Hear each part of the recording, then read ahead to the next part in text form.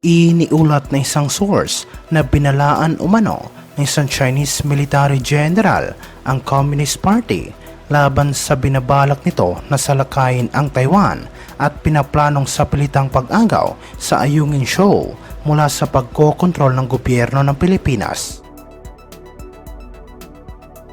Sinabi ni General Wei Fenghe na hindi papayag ang karamihan sa mga matataas na opisyal ng People's Liberation Army sa pinaplano ng kanilang gobyerno dahil siguradong hindi umano magiging maganda ang resulta nito at baka pagsisihan pa nila ito sa huli.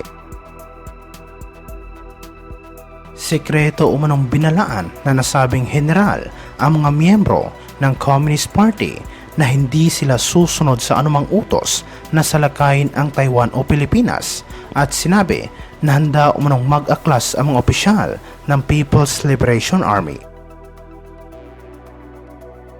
Nilinaw din niya sa Communist Party na hindi nito kayang kontrolin ang mga opisyal ng People's Liberation Army at kung talagang ipipilit ng CCP ang kanilang gusto, siguradong maraming pagbabago ang magaganap sa China.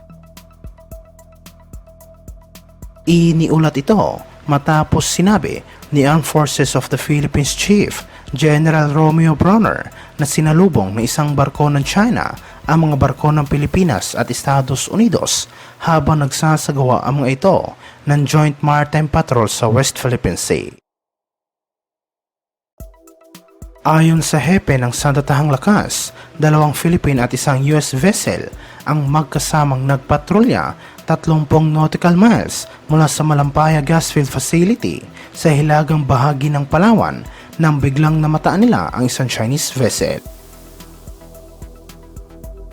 Naobserbahan nila ang isang warship ng People's Liberation Army Navy na tila sinusundan sila mula sa layong 6.5 nautical miles. Para naman kay Bronner, ang Joint Philippine-US Patrol ay hindi sadyang i-provoke ang mga Chinese forces na nasa West Philippine Sea.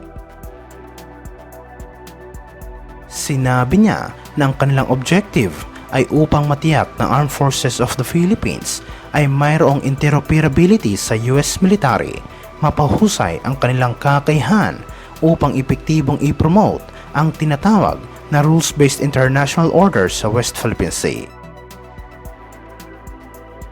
Anya na sa ngayon, naniniwala ang Sandatahang Lakas ng Joint Maritime at Air Patrol sa pagitan ng Pilipinas at Estados Unidos ay naging matagumpay dahil hindi umano sila nakaranas ng anumang hindi kanais-nais na insidente. Idinagdag niya na nakamit ng US at Philippine military ang kanilang mga objective na itinakda para sa Joint Maritime at Air Patrol at dahil dito, napahusay ng AFP ang kanilang kakayahan na mag-operate ng sabay kasama ang kanilang kaalyado. Samantala sa ibang aspeto naman, iniulat na isang source na sinabi umano ng ilang matataas na opisyal ng People's Liberation Army na handa umanong sumuko ang 100,000 mga Chinese na sundalo sa Amerika kapag nagdeklara ng giyera si President Xi Jinping sa South China Sea. Sinabi umano ng ilang general ng Chinese military na wala silang kakayahan na talunin ang US military sa isang digmaan at marami sa mga sundalo ng People's Liberation Army ang ayaw na makipaglaban sa anumang giyera. Idinagdag ng mga Chinese military official na hindi umano matutumbasan nila ang experience at lakas ng US military sa pakikipaglaban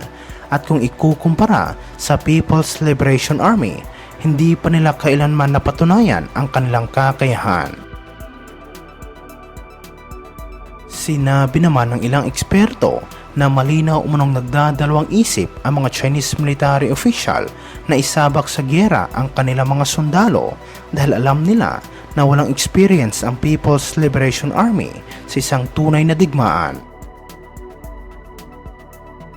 Iniulat ito matapos binigyang diin ni Pangulong Marcos ng tumataas na tensyon sa West Philippine Sea ay nangangailangan ng pakikipagtulungan sa Estados Unidos dahil ang nasabing partnership ay magpapanatili sa kapayapaan sa rehiyon.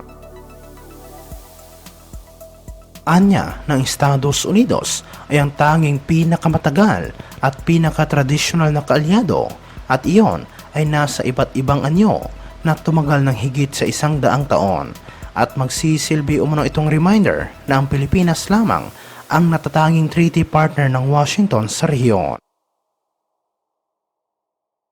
Idinagdag niya na ang tumitinding tensyon sa West Philippine Sea ay nangangailangan na tayo ay makipagsosyo sa ating mga kaalyado at ating mga kaibigan sa buong mundo upang makabuo tayo ng solusyon at mapanatili ang kapayapaan. Nanindigan din si Pangulong Marcos na hindi kailanman isusuko ng Pilipinas ang kahit 1 pulgada ng teritoryo nito sa anumang foreign power. Handa rin umano ang gobyerno na protektahan ang soberanya ng bansa anumang oras. Malinaw umano sa ilalim ng batas ng UNCLOS na final at binding ang 2016 award ng Permanent Court of Arbitration na kung saan ang desisyon nito ay pumabor sa Pilipinas tungkol sa isyu ng South China Sea. Naghain ang gobyerno ng Pilipinas na ilang diplomatic protest laban sa China dahil sa mga agresibong aksyon ng komunistang bansa sa West Philippine Sea sa kabila ng pag-reject ng Chinese government sa arbitral ruling na nagpawalang bisa sa malawak na claim nito.